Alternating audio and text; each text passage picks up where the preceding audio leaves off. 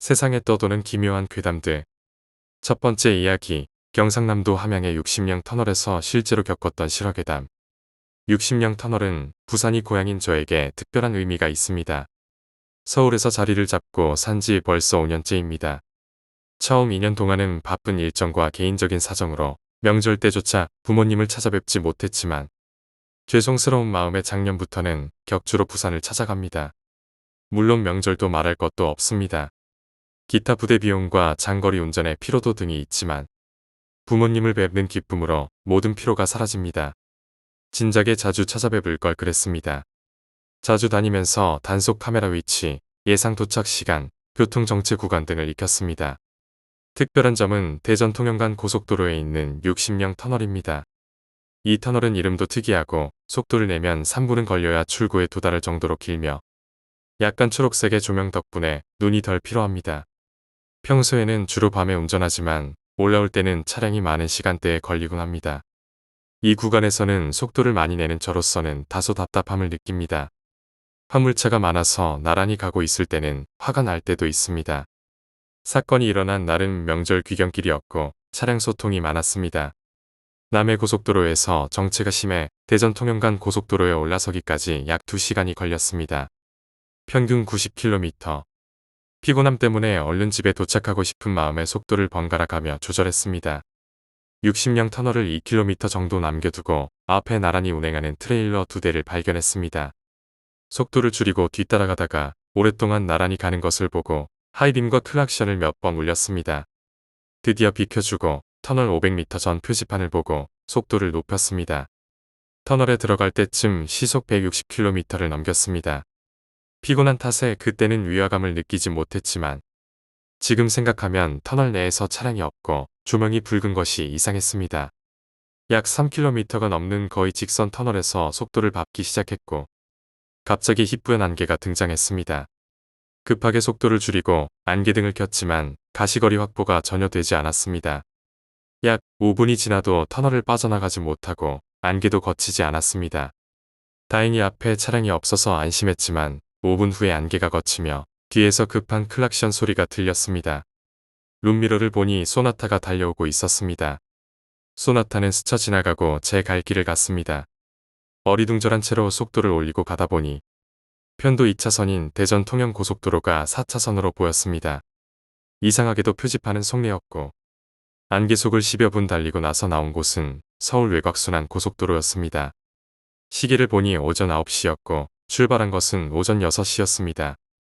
부산에서 부천까지 3시간 만에 도착한 것입니다. 두 번째 이야기, 나의 실화괴담.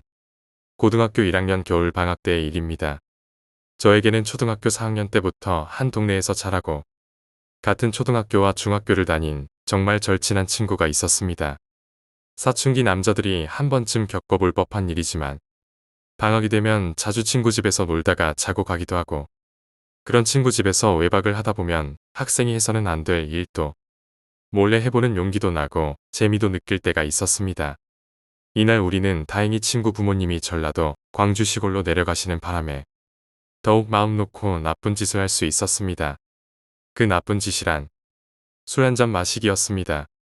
친구와 저는 얼큰한 두부찌개를 끓여 막걸리 몇 사발을 단숨에 들이키며 학교 이야기, 여자애들 이야기 등등으로 밤을 새고 있었습니다.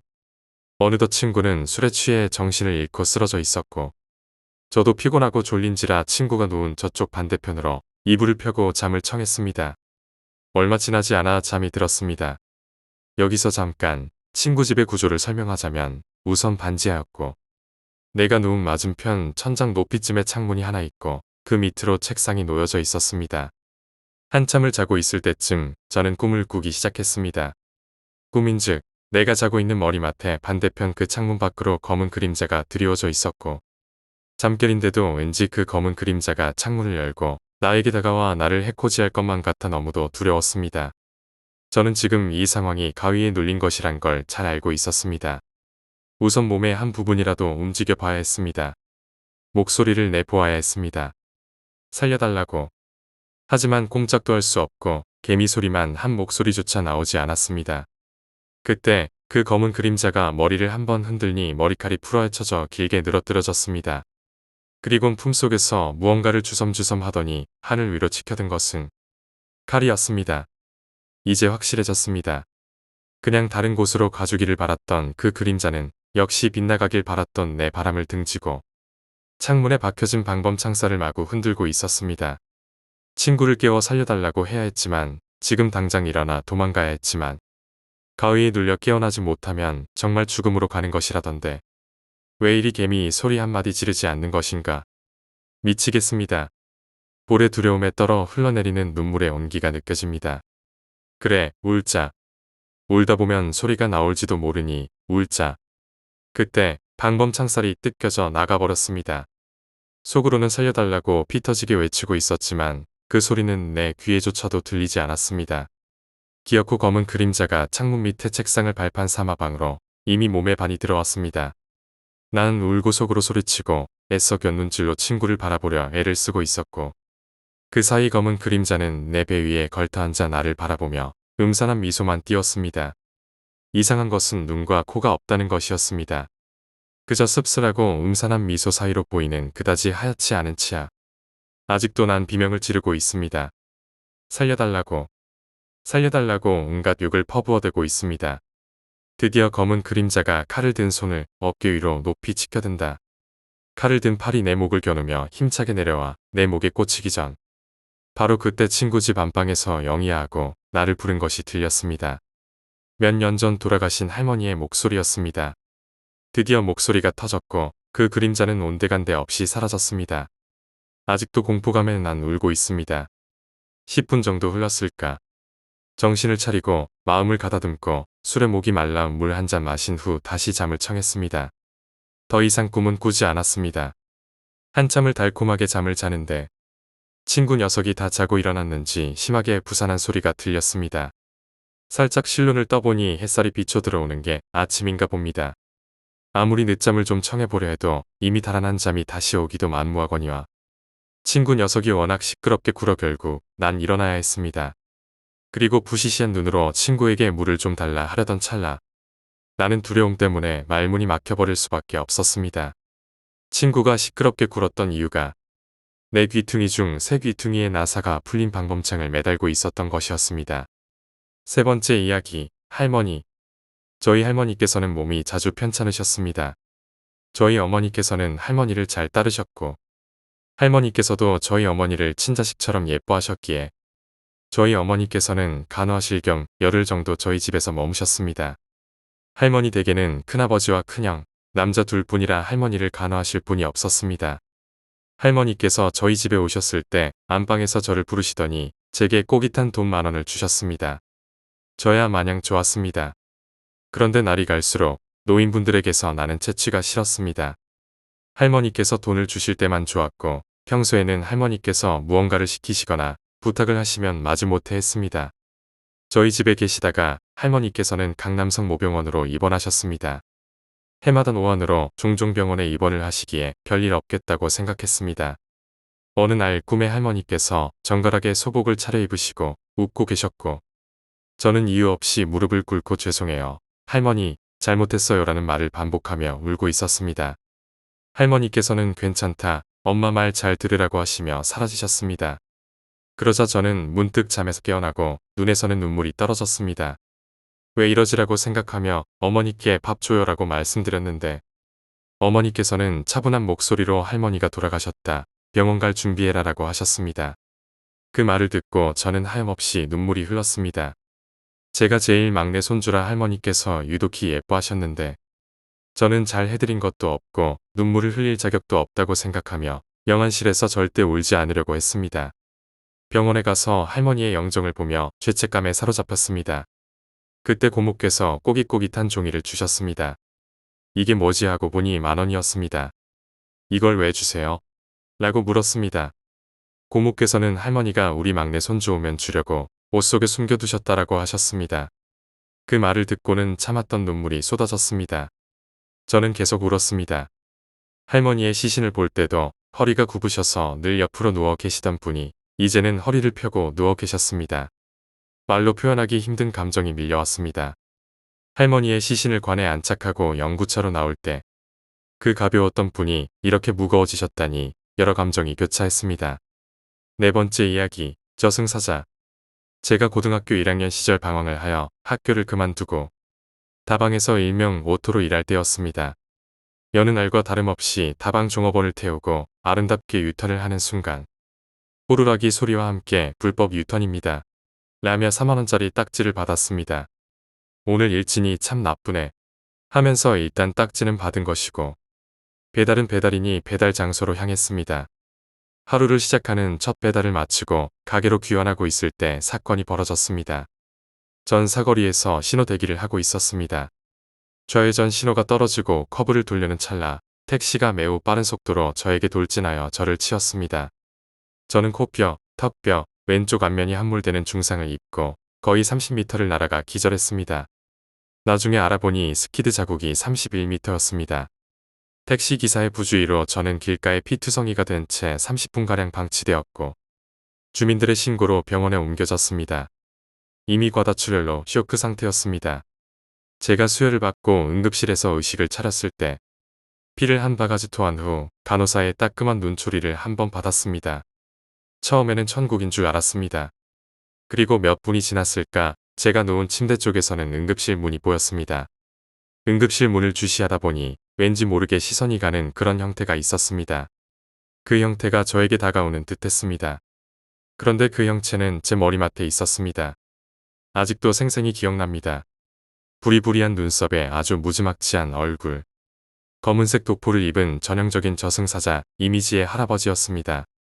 갑자기 저에게 나랑 가자 라고 하셨습니다. 전 어디로 가나요? 라고 물었습니다. 그러자 그 할아버지가 생전 듣도 보도 못한 험한 욕을 하시면서 저보고 가자고 하셨습니다. 전 왠지 이건 아니라고 느껴 끝까지 거절했습니다. 그렇게 할아버지와 실랑이를 벌인 지 얼마 되지 않아 할아버지는 옆 침대로 스르르 미끄러지더니 저에게 한 것처럼 옆 침대에 누워 계신 할머니에게 가자고 하셨습니다. 할머니는 군말 없이 일어나 같이 응급실 밖으로 나가셨습니다. 전 말리고 싶었지만 몸이 움직이지 않았습니다. 역시 저의 예상대로 옆 침대 할머니는 얼마 시간이 지나지 않아 흰 천으로 덮여 실려 나가셨습니다. 아, 위에서 한 가지 빠뜨린 게 있는데요. 사고 나기 직전 누가 제 목덜미를 확 잡아당기는 느낌이었습니다. 그건 수호신이었을까요? 사람마다 한 개체씩 붙어 다닌다고 합니다. 그리고 제가 응급실에서 본 할아버지는 과연 어떤 존재일까요? 저승사자는 과연 존재할까요? 정말 그때 엄청나게 무서웠습니다. 온몸이 사시나무 떨듯 덜덜 떨었습니다. 다행히 친구들과 부모님이 오셔서 진정되긴 했습니다만 아직도 그 생각을 하면 온몸에 소름이 돋고 떨립니다.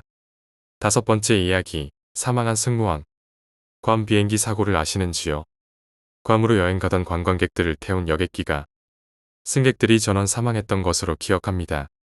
하루 종일 그 뉴스만 방송했고 비행기를 탈 때 오른쪽에 타는 것이 왼편보다 안전하다고 했던 뉴스도 어렴풋이 기억납니다. 어쨌든 당시 그 비행기에 탑승했던 승무원은 제가 살던 아파트 7층의 한 아주머니의 딸이었습니다. 사고 후 그 부모님께는 약간의 보상금만이 돌아갔습니다. 그 아주머니는 당연히 너무나도 슬퍼하셨습니다. 여기서부터 이야기의 배경인 아파트에 대해 서술하자면 제가 거주한 층은 10층이었고 저와 같은 아파트에 살던 친구들이 각각 9층, 12층, 16층이었습니다. 그리고 아파트는 방음이 잘 되기로 유명했습니다.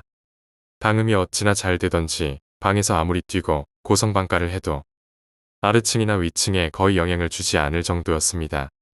다시 본 이야기로 돌아가자면 그 아주머니는 정말 매일 슬프게 우시는 것이었습니다.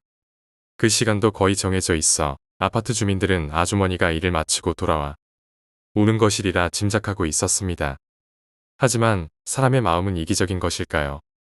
몇 달 후에도 그칠 줄 모르는 아주머니의 울음소리는 결국 몇몇 주민들의 거센 항의를 받게 되었고 반상회가 열렸습니다. 저는 부모님을 따라갔습니다. 어쨌든 반상회에서 그렇게 부모님을 따라 온 친구들도 만날 수 있었습니다. 아주머니, 물론 슬프시고 힘든 거 저희도 모두 이해합니다. 하지만 이렇게 매일 밤마다 우시면 저희들에게도 생활에 지장이 있고 아주머니 건강도 걱정이 됩니다. 그때 아주머니가 하신 말은 그게 무슨 말이죠? 전 요 몇 달 사이 계속 친척 집에 가 있었습니다. 이 아파트에 대한 이런 기억이 남아있으니까요. 그리고 몇 번 운 것만은 사실이지만 저 스스로도 잊으려고 노력하고 있었습니다. 이상한 것은 앞서 말한 나와 내 친구들, 그리고 부모님들 또한 모두 이 소리를 들었다는 것입니다. 그리고 이어지는 다른 층 사람들의 증언을 통해 결국 모든 아파트 주민이 모두 이 울음소리를 들었다는 것을 알게 되었습니다. 하지만 생각해보면 7층에서 울리는 소리가 10층, 12층, 16층 심지어 20층까지 들릴 리 만무했습니다. 앞서 말한 대로 아파트는 방음이 정말 잘 되어 있었고 또 그 아주머니를 제외하면 그렇게 매일매일 울어야 하는 기구한 사연을 가진 사람 또한 없었습니다. 방음이 잘 되는데 매일 밤 울어야 했고 또 전 아파트 주민이 들을 수 있었던 그것은 무엇이었을까요? 거기 모였던 사람 모두 싸늘한 기분을 느낄 수밖에 없었고 그 후 몇 달 정도가 또 지났습니다. 어느 날 12층에 살던 친구가 초인종을 놓아두고 우리 집 문을 마구 두드리는 것이었습니다. 뭔 일인가 싶어 열어보니 녀석이 창백한 얼굴로 빨리 내려와 보라는 것이었습니다. 계단을 타고 내려갔을 때 제 눈에 보인 것은 7층 엘리베이터 옆 부분에 빨갛게 적힌 나 여기 있어라는 형태의 문자였습니다. 글쎄 이것이 누군가의 장난일지 아니면 단지 오버센스일지 생각도 나지 않습니다. 6번째 이야기, 호러 레스토랑. 내가 레스토랑에서 일할 때의 이야기입니다. 2년이 지났지만 아직 그 생각만 하면 온몸에 소름이 돋습니다. 그러면 나의 공부담을 시작하겠습니다. 나의 첫 아르바이트는 레스토랑 저녁반 서빙이었습니다. 시간은 오후 5시부터 새벽 2시 30분까지였습니다. 그때 당시 레스토랑에서 일한 지 4개월이 막 지난 후였습니다. 나는 언제나 그랬듯이 손님에게 주문을 받고 주방에 음식 주문을 불러주었습니다. 레스토랑이 그 지역에서 잘 나가는 곳이다 보니 손님은 항상 북적거렸습니다. 그날은 특이하게도 짜증이 밀려왔고 손님들마다 속으로 욕지거리를 했습니다. 몰려오는 손님에게 난 자포자기하고 대충 일하기 시작했습니다. 몇 시간이 지났을까요? 점점 손님이 없어지기 시작했습니다. 밤 11시가 되자 나와 같이 일하던 누나 3명이 칼퇴근을 했습니다. 주방도 조리장만 남겨둔 채 모두 퇴근을 시작했습니다. 이제 넓디 넓은 레스토랑의 서빙은 나 혼자였습니다. 조명도 분위기 때문에 약간 어둡게 설정되어 있었고 창밖에는 비가 내리기 시작했습니다. 모두들 비가 많이 오기 전에 빨리 집에 가야겠다고 간단한 인사만 하고 레스토랑을 빠져나갔습니다. 이제 레스토랑에 남은 인원은 주방 1명, 서빙 나, 그리고 특별석에 앉아 계신 사장님 1명뿐이었습니다. 그리고 듬성듬성 앉아있는 손님들 몇 명뿐이었습니다. 11시 20분이 지났을까 그때쯤 사장님 핸드폰이 울리기 시작했고 난 사장님에게 핸드폰을 전해주러 갔습니다. 주방에 계신 조리장님께서는 한참 TV를 시청 중이었습니다. 이제 좀 한가해진 난 잡일을 하기 시작했습니다. 뭔가 이상했습니다. 여기에 분명 손님이 있었는데 내 기억으로는 분명 손님 여자 2명과 아이 1명이 앉아있던 곳에 아무도 없었습니다. 테이블은 방금 닦은 듯이 깨끗했고 주문서를 확인해도 그 자리는 밤 10시 이후로 아무도 앉지 않았던 자리였습니다. 순간 오싹했습니다. 뭐 착각이겠지 라고 생각한 난 다시 잡일을 하기 시작했습니다. 전화를 받은 사장님이 볼 일이 있으시다면서 나가셨습니다. 마감은 나 혼자 하라고 하셨습니다. 그 당시 이 무슨 행운인가 하면서 사장님 없는 틈을 타 칵테일과 여러가지 주스 그리고 잔반찬거리들과 과자를 주워 먹기 시작했습니다. 홀에 나 혼자 있다는 것은 나의 마음대로 해도 된다는 것 완전 천국이었습니다. 그런데 그 순간 손님이 부르는 소리가 났습니다. 번호를 확인했습니다. 8번 번호가 울렸습니다. 나는 홀을 빠져나와 4번을 보았습니다. 아무도 없었습니다. 뭐야 고장났나? 라고 대수롭지 않게 생각한 난 순간 장난기가 발동해 레스토랑에 있는 테이블, 호출기를 하나씩 누르기 시작했습니다. 재미있었습니다. 어느 정도 지났을까 주방에 계신 조리장님도 퇴근할 시간이 되었습니다. 시간은 1시 30분이었습니다. 이제 모든 주문은 받지 않고 마감 준비를 할 시간이었습니다. 창밖의 비는 아주 거세게 내리고 있었습니다. 레스토랑에 남아있는 손님은 이제 약 5명 정도 되는 것 같았습니다. 조리장님이 퇴근을 하고 난마감 준비를 할 때였습니다. 손님이 왔습니다. 어른 여자 2명에 어린아이 1명. 아무 말도 없이 들어오자마자 내 지시도 받지 않고 8번 자리에 앉았습니다. 난 그 손님들에게 다가가 오늘은 영업이 끝났으니 내일 다시 찾아주시기 바랍니다. 그런데 꼬마 아이가 갑자기 일어나서 배고파하면서 주방으로 달려가기 시작했습니다. 난 꼬마를 보고 안 된다고 말리러 주방까지 따라갔습니다. 꼬마가 분명 주방으로 들어간 것을 확인한 후 난 주방에 얼굴을 내밀어 나오라고 말했습니다. 아무도 없었습니다. 침묵 속에 간간히 물방울 떨어지는 소리, 냉동실 모터 돌아가는 소리, 그리고 가스배관으로 가스가 지나가는 소리. 순간 이상한 느낌을 받은 난 8번 테이블을 쳐다보았습니다. 아무것도 없었습니다. 난 공포를 이겨내기 위해 일부러 소리가 크게 설거지를 하기 시작했습니다. 덕분에 유리컵이 깨졌습니다. 내 손에서 피가 나왔습니다. 오늘 일진 더럽네. 이렇게 생각한 난 반창고를 찾아 물기를 닦은 다음 손에 붙였습니다. 마지막 테이블 손님 5명이 일어났습니다. 술손님이라 그런지 많이 취해 보였습니다. 정신이 없었는지 계산밖에 돈을 더 주고 그냥 가셨습니다. 땡 잡았다라고 생각했습니다. 시간은 2시 정각이었습니다. 뭔가 느낌이 시원찮지 않습니다. 이때쯤이면 사장님과 난 여러가지 사적인 대화를 나누면서 마감을 같이 하던 시간입니다. 사장님 언제 오실까? 마지막 테이블을 치우지 않았던 게 생각났습니다. 정말 테이블 위는 소인들의 전쟁터 같았습니다. 난 최대한 빨리 테이블을 정리했습니다. 그리고 주방 식기를 가지고 주방에 들어가 설거지를 하기 시작했습니다. 무언가 나를 쳐다보고 있는 것 같아 고개를 획 돌려 쳐다보았습니다. 난 순간 주방 식기를 내팽겨두고 홀로 뛰쳐나갔습니다. 뭘 봤습니다. 초록색 모자에 초록색 옷을 입은 한 어린아이의 모습을. 내 손에서 상처가 벌어져 다시 피가 나기 시작했습니다. 아픔조차 느낄 수 없었습니다. 엄청난 공포였습니다.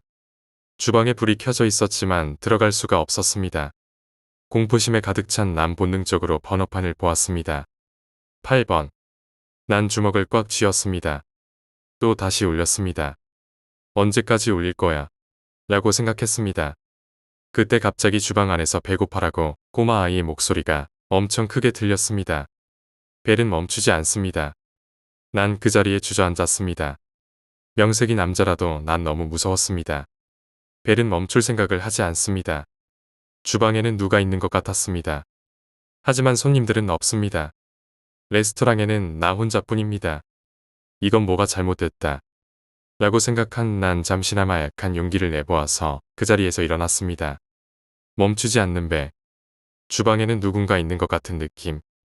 난 그 자리를 박차고 레스토랑 밖으로 뛰쳐나갔습니다. 레스토랑 입구를 넘어서자마자 계속 울리던 벨은 멈추었습니다. 난 다시 들어가기 싫었습니다. 아니 못 들어갔습니다. 다리가 후들거려 걷기도 힘들었습니다. 온몸은 땀범벅이었습니다. 난 일을 맡은 만큼 끝까지 다 해야겠다는 생각에 다시 용기를 내어 레스토랑에 한 발짝 들여놓았습니다. 테라스 코너에서 여자 2명이 불쑥 나왔습니다. 그 자리에 주저앉아 오줌을 지리고 말았습니다. 너무 무서운 나머지에 앞만 멍하게 보고 있었습니다. 난 아직도 그 여자 2명의 목소리가 생생하게 기억납니다. 계산해주세요. 나를 보고 하는 말이 아닌 아무도 없는 홀에 보고 하는 말이었습니다. 여인 2명이 겉도 같이 말하는 것이었습니다. 박자 하나 틀리지 않고. 그리고 그 여자들은 화장실로 들어갔습니다. 화장실에만 여닫이 문이 있기 때문에 그것은 확실했습니다. 난 그 자리를 떠야겠다는 생각에 레스토랑을 뒤로하고 집으로 달려갔습니다. 불 꺼진 집. 가족들은 꿈나라에 있을 시간입니다. 난 아직 공포감을 떨쳐내지 못해 옷 갈아입지 않고 부모님 방으로 들어가 온몸을 떨면서 자야만 했습니다. 다음 날 아침. 내 바지는 벗겨져 있고 어머니는 다 큰 새끼가 자면서 오줌 누냐라고 날 놀리고 있었습니다. 아버지는 일하러 가고 동생은 학교에 갔습니다. 시간은 아침 10시입니다. 난 주섬주섬 대충 옷을 입고 내가 일하는 레스토랑에 갔습니다. 오전반 누나가 레스토랑 문을 열었습니다. 그리고 어제 사장님이 앉아있던 자리에는 사모님이 앉아 있었습니다. 난 사모님에게 다가가 레스토랑을 그만둔다고 말했습니다. 그러자 사모님께서 너도 봤구나 라고 하셨습니다. 다시 한번 온몸에 소름이 돋았습니다. 자세한 이야기를 들어보니 마감반 사람은 왜 남자밖에 구하지 않는지, 그리고 5개월을 넘긴 사람이 없다는 여러가지 자초지정을 알게 되었습니다. 나도 역시 4개월 지나자마자 그만뒀습니다. 7번째 이야기, 바퀴벌레. 아버지의 특별한 교육 방침과 그다지 화목하지 않은 가정사로 인해 현재 우리 가족들은 모두 따로 살고 있습니다. 솔직히 이것이 가족인지 남인지도 의문이 들 정도로 서로에게 관심이 없습니다. 저는 그런 가정 분위기가 마음에 들지 않았습니다. 아니, 마음에 들지 않았다기보다는 관심이 없었다는 표현이 더 정확할지도 모르겠습니다. 결과적으로 가족 중에서 가장 먼저 독립하게 되었습니다. 이것을 독립이라고 할 수 있는지는 모르겠습니다만 표면상으로는 그렇게 되어 있습니다. 지난 10월 말경 이사할 방을 구하기 위해 여러 집을 알아보던 중 현재 살고 있는 집을 찾아냈습니다. 10여 평의 월세는 30만원, 보증금 없음. 가격이 비싸다면 비싸고 적당하다면 적당한 금액이었습니다. 주변 지리도 마음에 들어 이곳으로 정하기로 했습니다. 그때까지 이야기를 듣고 있지 않던 중개업자에게 물어보았습니다. 혹시 이 집에 벌레가 많이 나오나요? 네, 사실 전에 살던 집에서는 벌레 때문에 많이 고생했습니다. 개미는 같은 방을 사용하기에는 매너가 없었습니다. 잠을 자는 동안 몸을 타고 넘어가는 것은 참기 힘들었습니다. 중개업자는 그 질문을 듣고 순간적으로 움찔하는 기색이었습니다. 그러나 그것은 매우 짧은 시간이었고 제가 이상하다고 느끼기도 전에 그의 표정은 이미 원래의 싱글거리는 표정으로 돌아와 있었습니다. 솔직히 벌레가 없다고는 말씀드릴 수 없습니다. 많이 나오는 편은 아니지만 가끔 따뜻한 화장실 보일러 쪽에 바퀴벌레가 돌아다니곤 합니다.